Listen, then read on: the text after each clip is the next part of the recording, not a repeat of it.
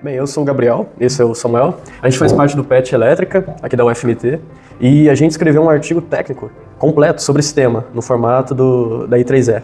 A gente busca, né, através desse artigo, explorar mais as dinâmicas por trás da internet via satélite. Quais são as suas implicações geopolíticas e seus impactos espaciais e ambientais. Mas, além de só mostrar um PDF, a gente propôs trazer esse vídeo um pouco mais dinâmico, abordando todas as temáticas que a gente discutiu dentro do artigo. Todas as referências serão devidamente indicadas ao final desse vídeo. Bem, ok. Quem é o Elon Musk nisso tudo? A Starlink. E o que ele tem a ver com a internet? Para quem não acompanha, ele é o CEO da Tesla, fundou a SpaceX, que lança foguetes e quer ir a Marte, e comprou o Twitter por 44 bilhões de dólares e rebatizou de X.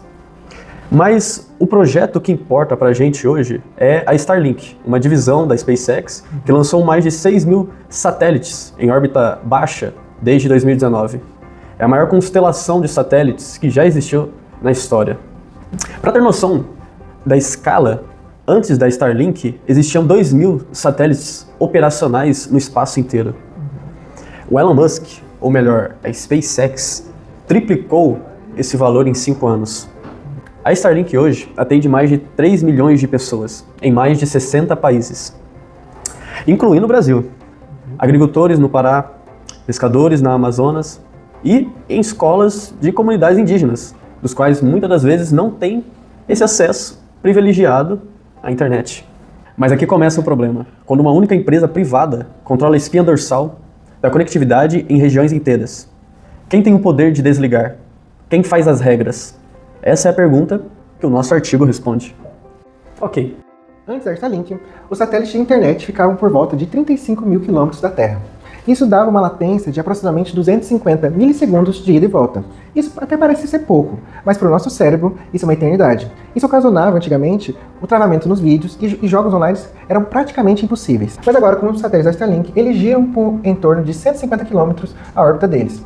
Isso gera uma latência de apenas 20 milissegundos, que é comparável à fibra ótica. Isso permite com que você, em uma cidade remota, em Mato Grosso, possa jogar seu jogo Vavá com uma qualidade até melhor, sendo otimista, do que seu amigo que vive em uma metrópole. Essa do futuro promete ainda mais.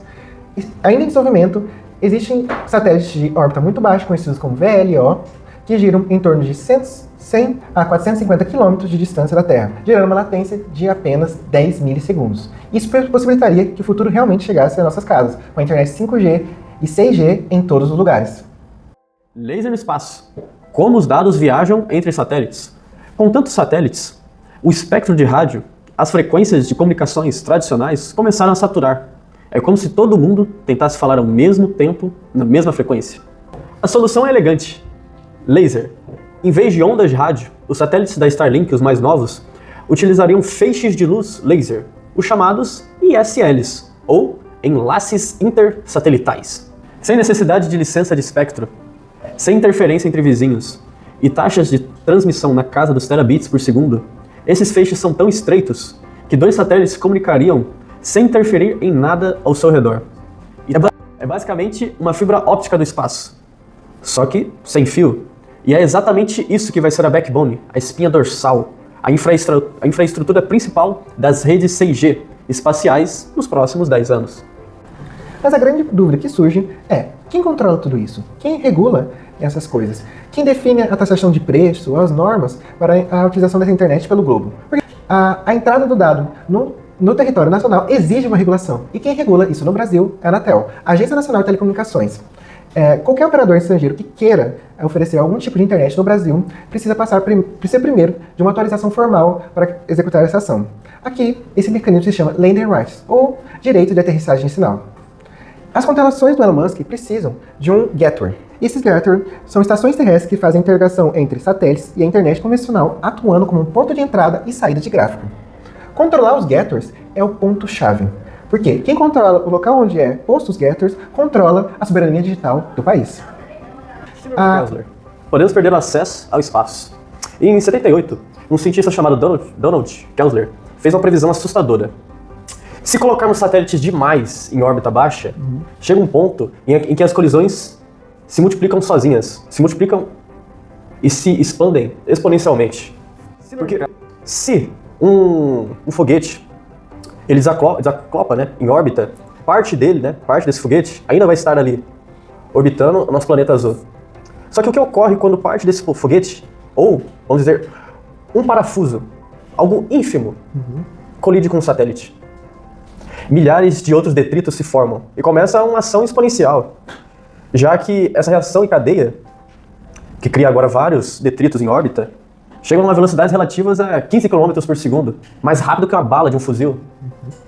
Até um parafuso de 2 centímetros pode destruir uma sonda espacial. E isso ocorreu de verdade. Em 2009, a Iridium 33 colidiu com o satélite russo Cosmos 2251. A nuvem de detritos ainda existe até hoje, e o risco ainda é existente. E testes ainda de mísseis antissatélites da China, Rússia ainda e Índia pioram ainda mais no nosso caso. Se a síndrome de Kessler se consolidar, certas órbitas ficam inutilizáveis por décadas, GPS deixa de funcionar, internet por satélite deixa de existir, missões espaciais ficam impossíveis e a exploração espacial fica travada durante gerações. É algo preocupante e que satélites vêm se triplicando, como ocorreu com a Starlink. Então, quanto antes é bom pensar em algo e assegure com que cenários drásticos, cataclísticos que nem esse, ocorram. Então, se nossa preocupação é proteger, assegurar todo esse ânimo, esse êxtase de explorar, de conhecer o novo, então o quão antes devemos nos proteger, né? Proteger a nossa casa e o nosso céu. Então, concluindo nosso vídeo e também nosso artigo, chegamos à conclusão que a internet via satélite é funcional, é real e tem gerado muito impacto positivo em todo o cenário global. Mas fica a dúvida sobre os impactos negativos delas também na geopolítica e também na ordem ambiental do espaço. Colocar todo esse poder sobre a mão de uma empresa ou de apenas uma pessoa parece uma estratégia muito perigosa. Tanto para nós, usuários dessa internet, que temos nossos dados de bandeja para qualquer operadora, qualquer empresa que tenha controle sobre essa tecnologia, ou até mesmo para um país que perde a soberania sobre o seu recurso digital ou sobre as suas realizações no seu interior do país. Ficando a cabo dos países e também do Brasil e também dos cidadãos começarem a discutir e fomentarem regulações mais incisivas nesse processo todo. Regulações que preservem a proteção de dados, como por exemplo a Lei Geral de Proteção de Dados que temos aqui no Brasil, mas agora voltado para uma adaptação para o espaço e para as novas relações que as tecnologias estabelecem em todo o mundo.